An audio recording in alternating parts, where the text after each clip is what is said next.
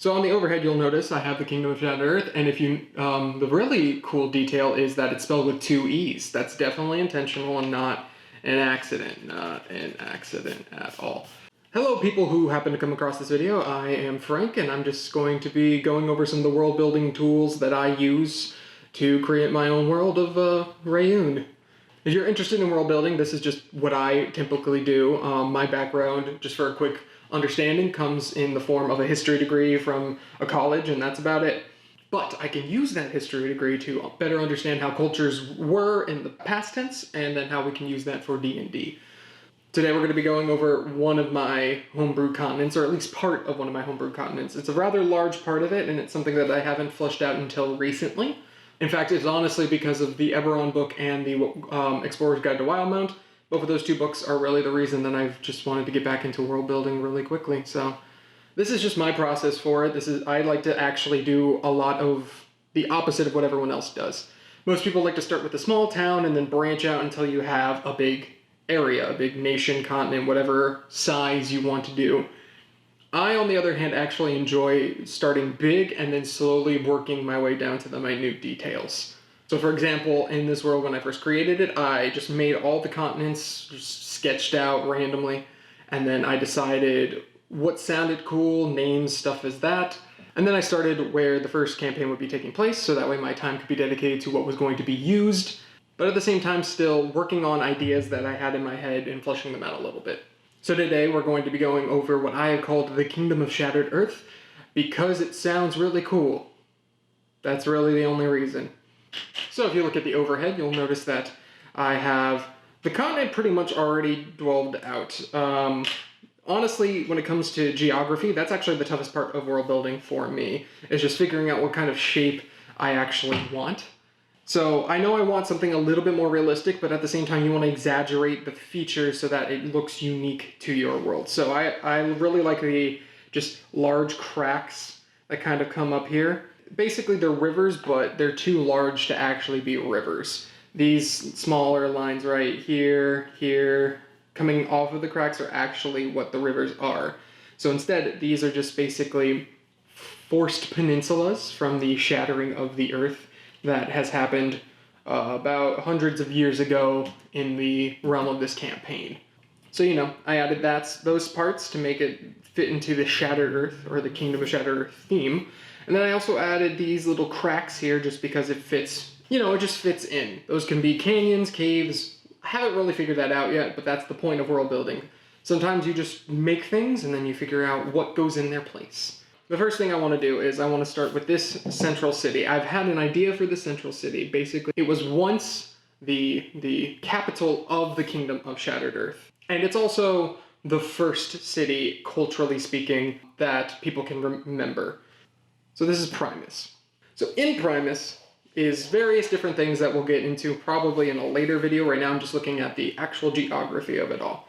Primus used to be the capital of what was the Kingdom of Shattered Earth until this being called the Ancient One rose to power and claimed that everyone should just decide for their own selves what they want to do, not be governed by a king anymore.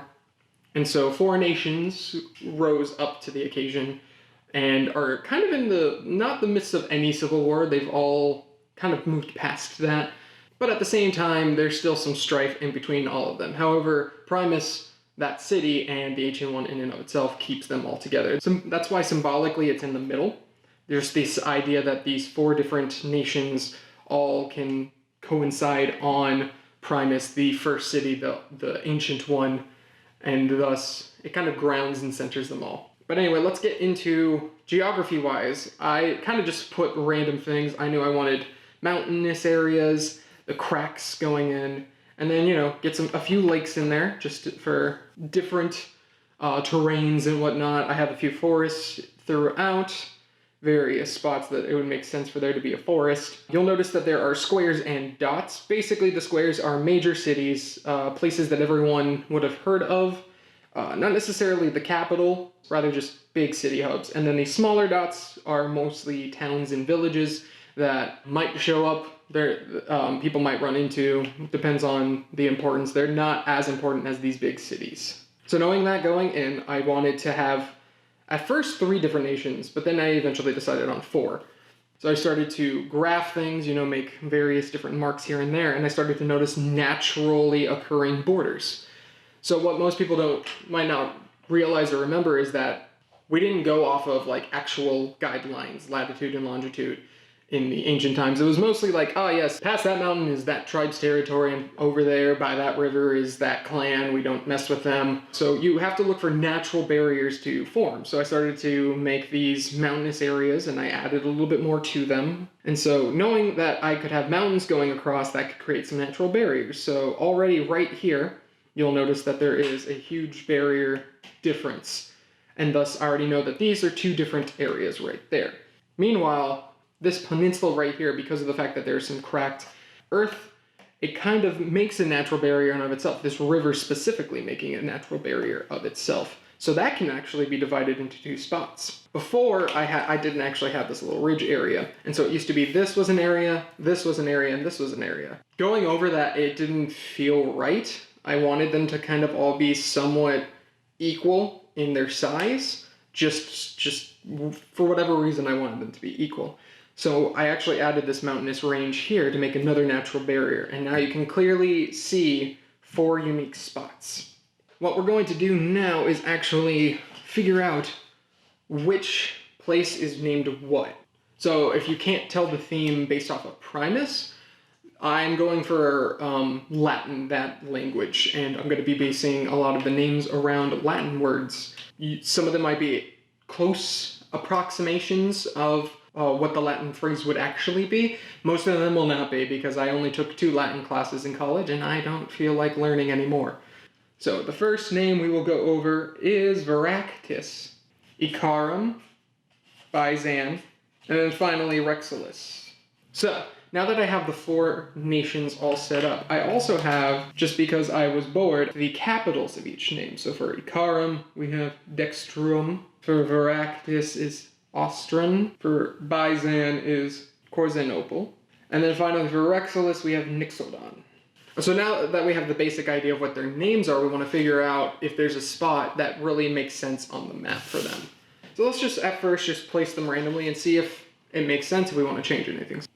Byzan, it does sound a little bit more Eastern. Knowing that it's Eastern, and knowing that in this continent, there is a peninsula off to this side a little bit that is taken more from Arabic and Egyptian names, I'll probably want Byzan somewhere over there to show like this cross-cultural understanding with each other. And more than likely, we'd also probably have some sort of major road that leads between the 2. So knowing that, we'd probably actually want Byzan to be right here. So that leaves the remaining 3 areas. Icarum kind of also sounds a little bit royal as well. In fact, it sounds almost as if it was part of a previous royal kingdom that then split off due to whatever reason. At least this is the vibe I'm getting from it. So knowing that Rexilus has a king, we're also going to say Icarum probably has a king and is rivals with Rexilus. So knowing that, we probably want them to both be from a spot that has the weakest border. So more than likely, we definitely want the 2 of them up on the top of the continent, just because that makes the most sense, which means Veractis gets down here, which is not necessarily the worst thing.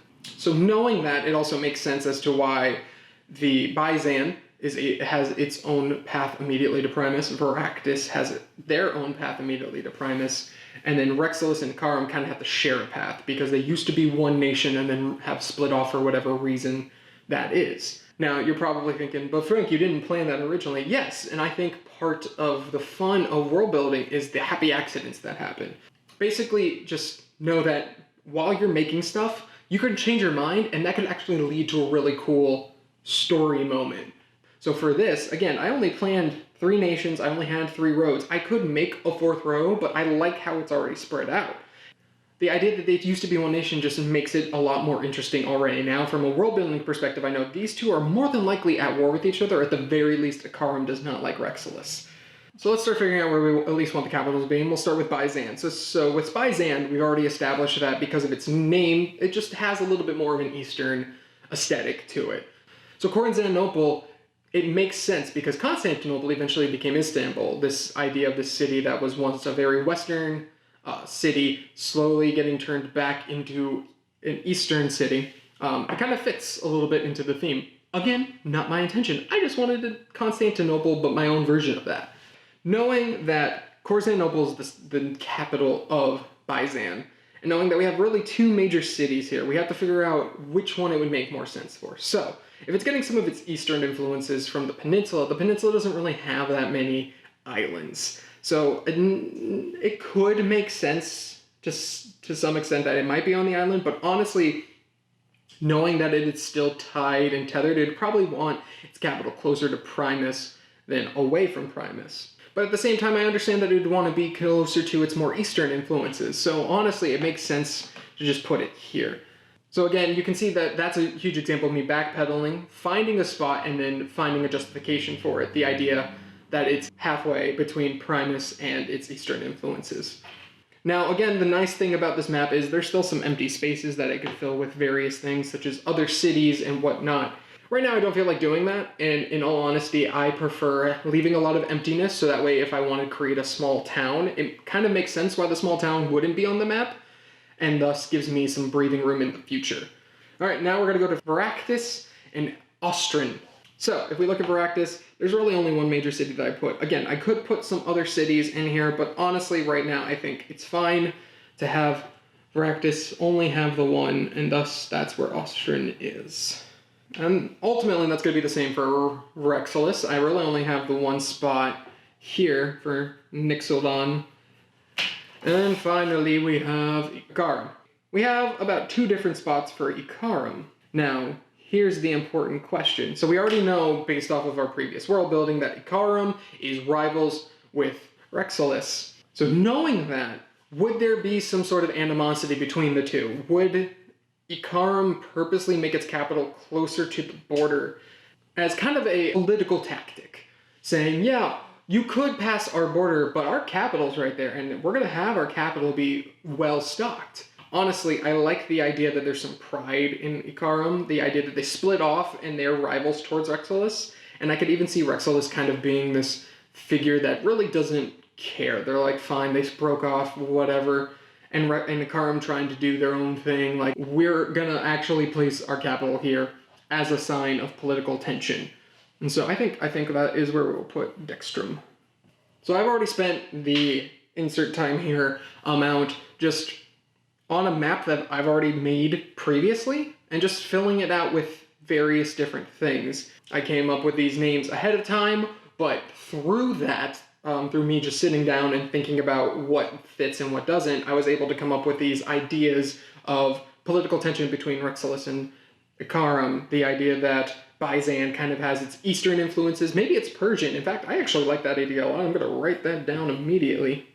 See, I was just about to wrap up and then I started to come up with some cool world building ideas. And that's the fun of world building, is that once you get started, you can just come up with these random names and then think, okay, why would it be named that? Why is there some significance to that? Is there some significance based outwardly? Knowing all these things, now I've just gotten so many ideas, and in the next few videos we'll probably break down one of these nations and then just like go into more finer detail about what that means. And then once we've done that, we can come back to the map and start figuring out, okay, now that I know that for Rexolus, these are its ideals, well, what are some names that can come out of that? And then we can get into the fun things, the D&D aspects of it. So like for Rexolus, are they an Arcana-based system, or are they more traditional, build your own?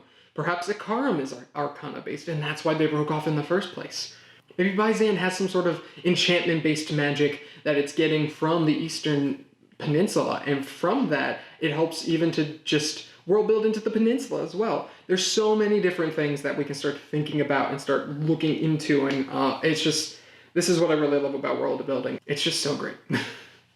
So you can expect various different videos from me. I'm literally just going to be world building because I think this is a good, these videos are going to be a good excuse for me to actually sit down and world build. Feel free to come back if you have any ideas. Feel free to put them in the comments. I'll definitely be reading them for sure. Till the next time, I'll figure out some sort of way to end the video.